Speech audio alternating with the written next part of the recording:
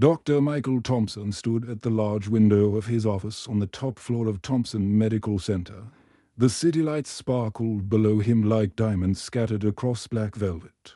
His luxury hospital was the most beautiful in all of Britain. The floors were made of white marble that gleamed under crystal chandeliers. The walls were decorated with expensive paintings. And every room had the most advanced medical equipment that money could buy. But as Michael looked out at the busy city below, he never forgot the small council flat in Manchester where his story began. He was only 8 years old when his parents died in a terrible car accident. The rain had been falling that night, just like it was falling now. His world had changed forever in a single moment. His grandmother Emma had taken him in without question.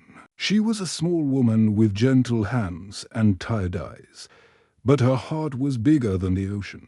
Emma worked 3 different cleaning jobs every day. She cleaned offices in the morning, shops in the afternoon, and restaurants at night. Her back ached constantly, and her hands were always red and rough from the cleaning chemicals. Every evening, Emma would come home exhausted and sit at their tiny kitchen table. She would count the coins and small bills she had earned that day, carefully dividing them into piles. 1 pile for rent, 1 for food, 1 for Michael's school supplies, and if there was anything left, a tiny pile for emergencies. Education is your way out, my boy, Emma would tell him as she counted the money. Her voice was always warm. Even when she was tired, you study hard, and you can become anything you want. The world is full of opportunities for those who work for them. Michael believed every word his grandmother said. When they could not afford to pay the electricity bill, he would study by candlelight. The flickering light made it hard to read, but he never complained. He wore the same school uniform for 3 years. Emma would carefully wash it every night and mend the holes with her skilled hands. She made sure it was always clean and pressed, even when it was old and worn. Every morning, Michael would wake up at 6 o'clock and walk 2 miles to school. The walk took him through busy streets and quiet neighborhoods in winter. The cold wind would make his cheeks red, and in summer, the hot sun would make him sweat. But he never asked for bus money because he knew Emma needed every penny for other things after school. Michael would walk the 2 miles back home and then help Emma with her cleaning work. He would carry her heavy bags of cleaning supplies and help her mop floors and clean windows. His hands became rough like hers, but he was proud to help the woman who had given him everything. The years passed slowly but steadily. Michael studied harder than any other student in his class. His teachers noticed his dedication and helped him apply for scholarships. When he graduated from secondary school, he had earned a full scholarship to university. Emma cried tears of joy that day, holding his acceptance letter with her trembling hands. Medical school was even harder than Michael had imagined. The books were thick and expensive, and the classes were long and difficult. But he remembered Emma's words about education being his way out, and he never gave up. He studied late into the night and worked part-time jobs to pay for food and supplies. After many years of hard work, Michael became a neurosurgeon. He was skilled at operating on the brain and spinal cord, helping people with the most serious medical problems. He opened his own small practice and worked long hours to build his reputation. Success came slowly but surely. Michael's practice grew, and he was able to open a larger clinic.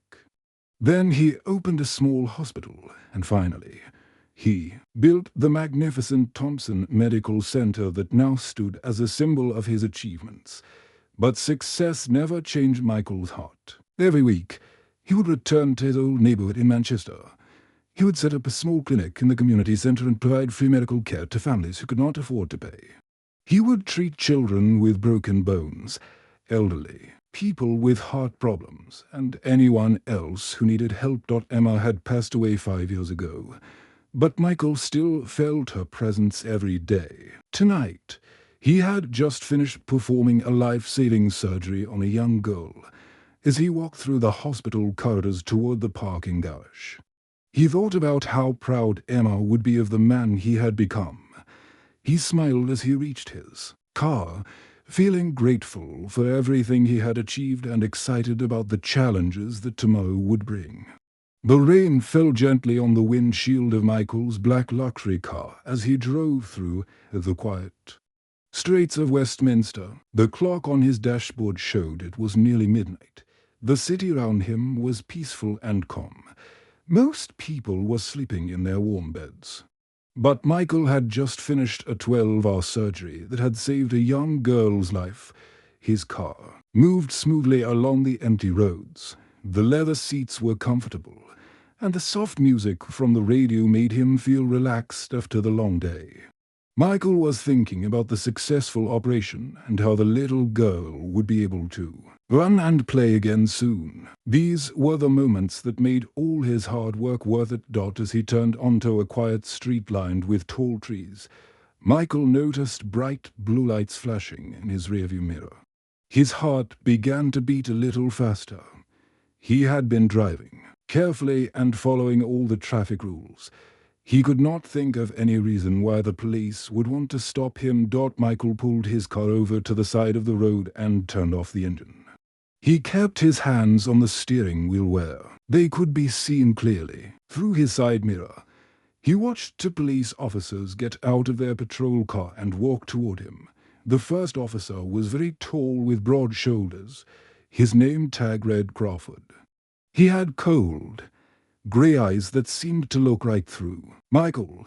The second officer was shorter, but walked with an aggressive stance. His name tag said Davies. Both men wore serious expressions on their faces. Officer Crawford tapped on Michael's window with his knuckles. "Step out of the vehicle, sir," he commanded. His voice was harsh and unfriendly. Not at all like the polite tone Michael expected from a professional police officer. Michael rolled down his window and spoke in a calm, respectful voice. "Good evening, officers. May I ask what this is about? I believe I was driving within the speed limit." Officer Davies stepped closer to the car. His eyes showed something that looked more like hatred than professional duty. "You match the description of a robbery suspect we're looking for," he said. "We need you to get out of the car right now." Michael felt confused and worried, but he remained calm. He slowly opened his car door and stepped out, making sure to keep his hands visible at all times. "I think there must be some mistake, officers. I'm Dr. Michael Thompson. I own Thompson Medical Center here in London. I was just leaving work after performing surgery." Officer Crawford left. But it was a cold, mean laugh that made Michael feel uncomfortable. "Sure you are," Crawford said with a sneer. "And I'm the King of England. Do you have any identification?"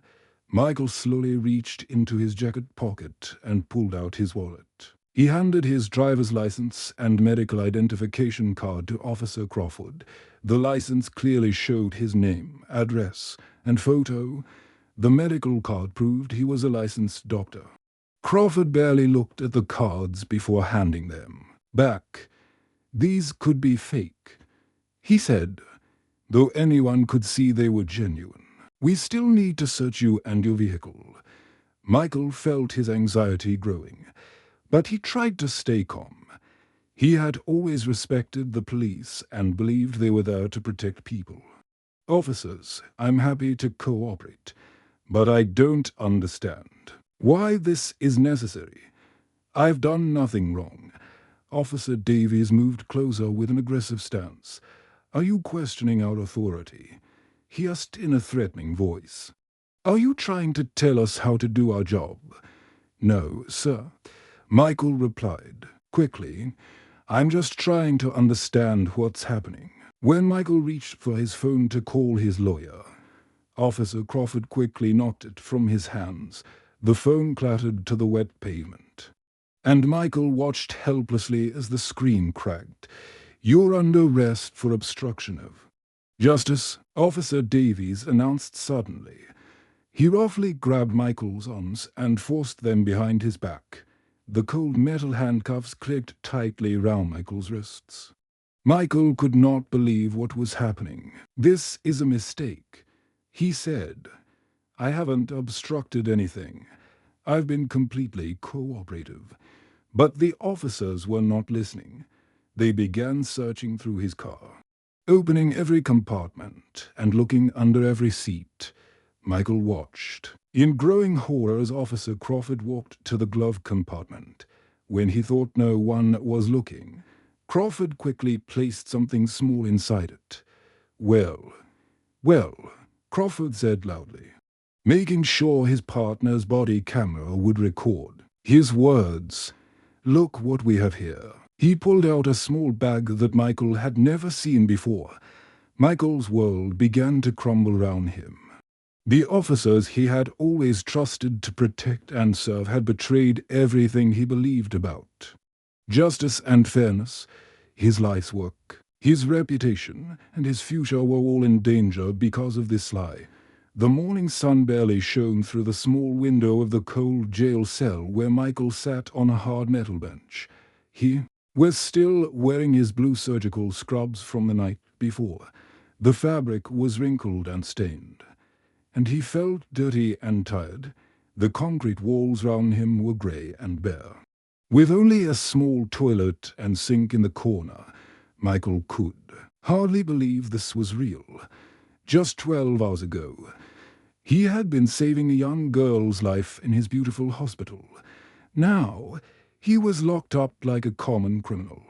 The charges against him were very serious. The police said he had stolen jewelry in his car, that he had fought against the officers, and that he had tried to stop them from doing their job. His lawyer, David Wilson, came to visit him that morning. David was a good man with kind eyes and graying hair.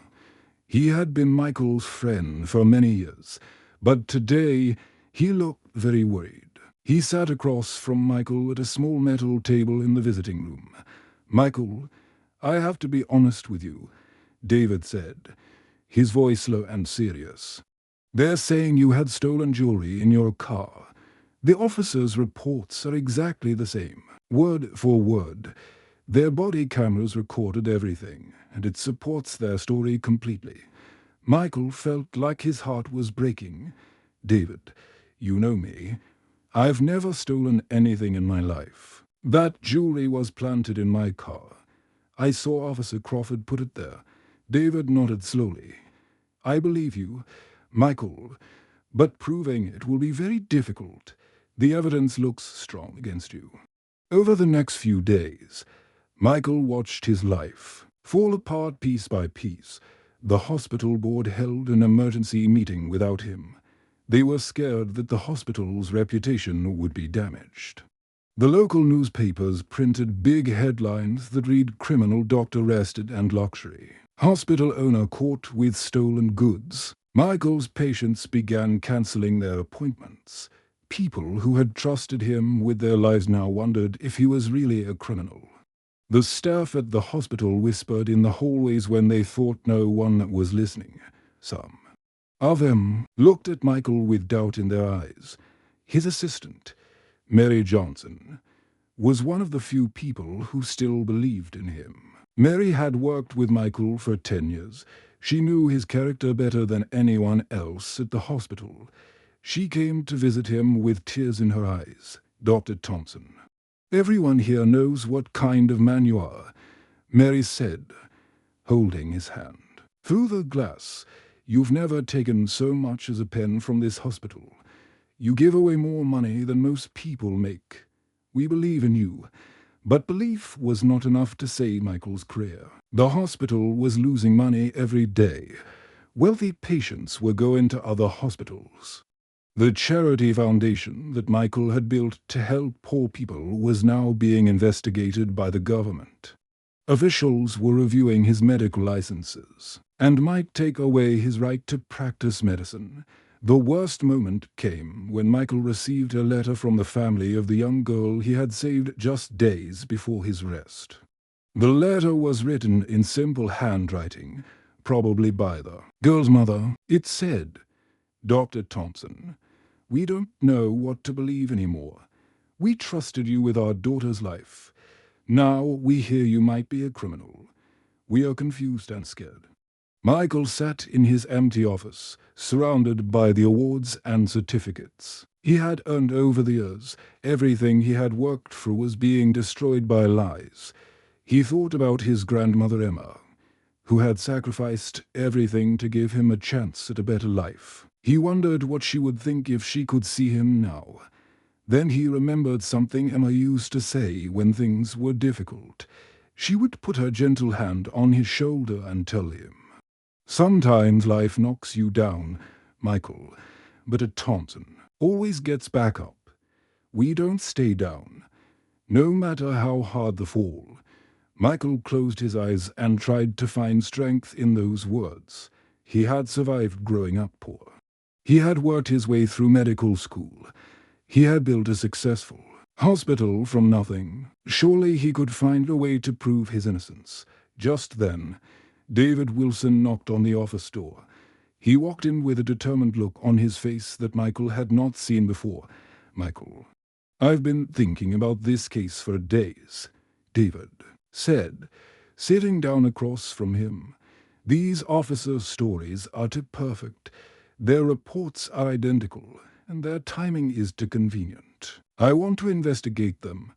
I think they've done this before, for the first time in days." Michael felt a small spark of hope growing in his chest. Maybe, just maybe, there was still a chance to prove the truth David Wilson spent every waking hour working on. Michael's case. He stayed in his office until late at night, reading through police reports and searching for any clues that might help prove Michael's innocence. His desk was covered with papers, and empty coffee cups were scattered round the room. David's wife worried about him, but he knew this case was too important to give up. What David discovered made his blood run cold. Officers Crawford and Davies had a long history of targeting successful black professionals in London. Over the past 3 years, they had arrested dozens of doctors, lawyers, business owners, and other accomplished people. The pattern was always the same: a late-night traffic stop, planted evidence, and identical police reports. David found complaint after complaint filed against these two officers. Families had tried to report their unfair treatment, but somehow all the complaints had been mysteriously dismissed or lost in the system. It seemed like someone in power was protecting Crawford and Davies. The breakthrough in Michael's case came from someone David never expected. Officer Elizabeth Harris was a young policewoman who had only been on the force for 5 years. She had joined the police because she wanted to help people and make her community safer. Elizabeth had been struggling with her conscience for weeks after witnessing Michael's arrest. One evening, Elizabeth knocked on David's office door. She was nervous and kept looking over her shoulder as if someone might be watching her. Her hands shook as she sat down across from David's desk. "I saw them plant the evidence," Elizabeth said, tears streaming down her face. "I was in the patrol car behind them that night. I watched Officer Crawford put something in Dr. Thompson's glove compartment when he thought no one was looking." David felt his heart racing with excitement, but he kept his voice calm. "Elizabeth, this is very brave of you. Are you willing to testify about what you saw?" Elizabeth nodded, wiping her eyes. "I became a police officer to help people, not to watch innocent people be destroyed. I've been having nightmares about this for weeks. I can't stay quiet anymore." With Elizabeth's testimony, David was able to get search warrants for security cameras in the area where Michael had been arrested. Several shops and restaurants had cameras that pointed toward the street. The footage was grainy and dark, but it was clear enough to show Officer Crawford placing something in Michael's car. As word spread about the investigation, more victims began to come forward. Dr. Patricia Williams, a successful lawyer who specialized in helping immigrants, had been arrested by the same officers 6 months earlier. James Clark, who owned a chain of popular restaurants, had been targeted in a similar way. Thomas Brown, a wealthy accountant, had also been framed by Crawford and Davies. Each victim told the same story. They had been driving home late at night. When they were pulled over for no real reason, the officers had planted evidence in their cars and arrested them. Most of them had been so scared and confused that they had accepted plea deals rather than fight the charges in court. The community began to rally around Michael as the truth came out. Patients who had cancelled their appointments started returning to the hospital. Many of them felt ashamed that they had doubted a man who had helped them and their families for so many years. The hospital staff organized peaceful protests outside the courthouse. They carried signs that read "Justice for Dr. Thompson" and "We believe in our doctor." Mary Johnson led the protests, speaking passionately about Michael's character and all the good work he had done. Emma's old neighbors from Manchester heard about Michael's situation on the news. Even though they were elderly and had very little money, they organized a group trip to London to support him. Mrs. Rose Bennett, whose husband Michael had operated on years earlier, stood outside the courthouse with tears in her eyes. "Dr. Thompson saved my husband's life when other doctors said there was no hope," Mrs. Bennett told the news reporters. "He's a good man who's being punished for his success and his kindness. This is wrong, and everyone knows it." The evidence against officers Crawford and Davies was overwhelming. The security camera footage, Elizabeth's testimony, and the stories from other victims painted a clear picture of corruption and racism. The case against Michael fell apart completely when the prosecutor saw all the evidence David had gathered. Michael stood in his office, looking at the hundreds of letters of support that covered his desk. Patients, staff members, and people from his old neighborhood had written to tell him they believed in his innocence. The nightmare that had consumed his life for weeks was finally coming to an end. For the first time in a long time, Michael allowed himself to smile. The truth was finally coming to light, and justice would soon be served.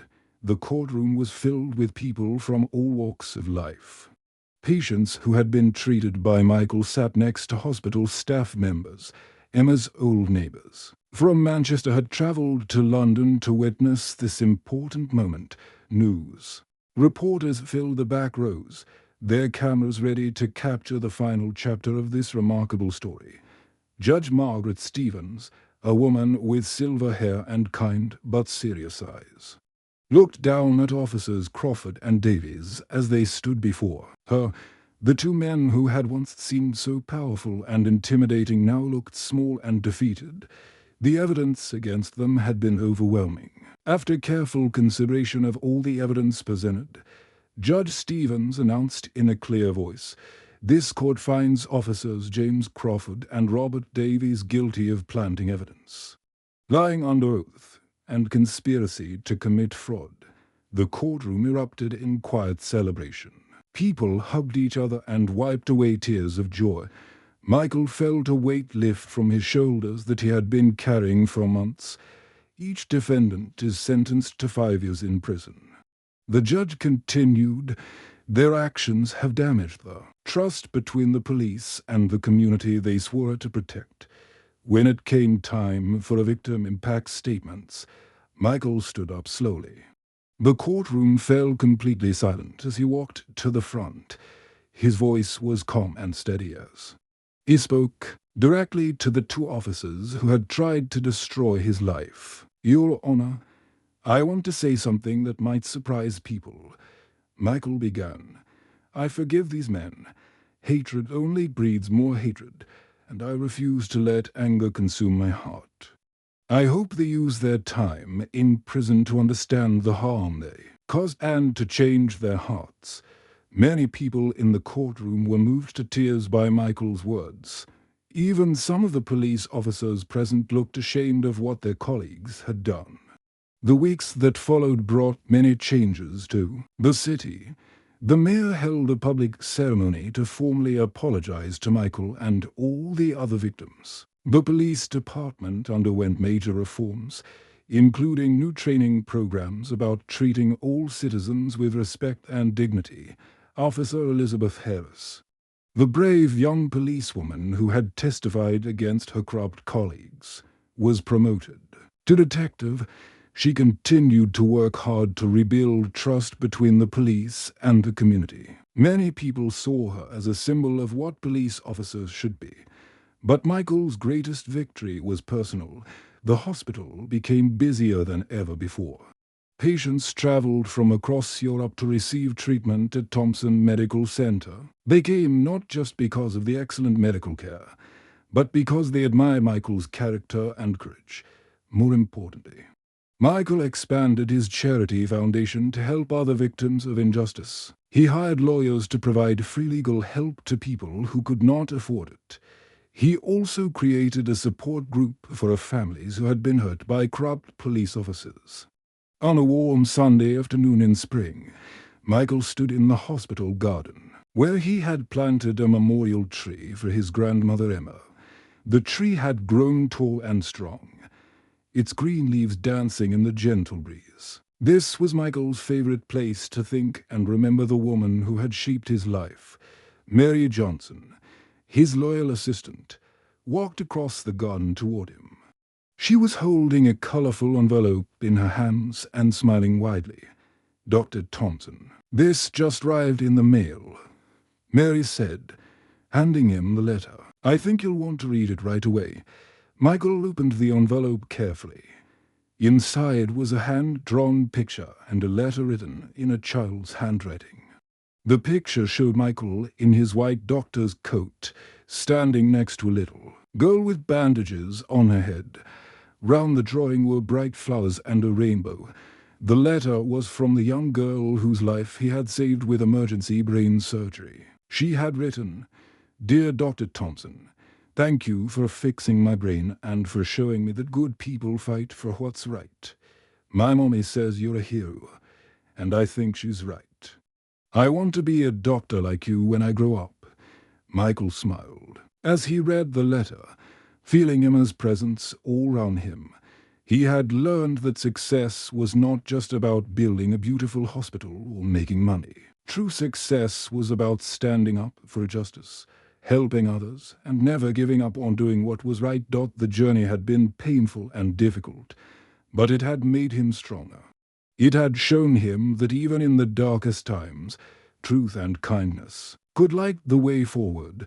He had faced his greatest challenge and emerged victorious, not through revenge or anger, but through forgiveness and determination. As the sun set over London, painting the sky in shades of orange and pink, Michael returned to his work. He was ready to heal both bodies and hearts, one patient at a time. The end.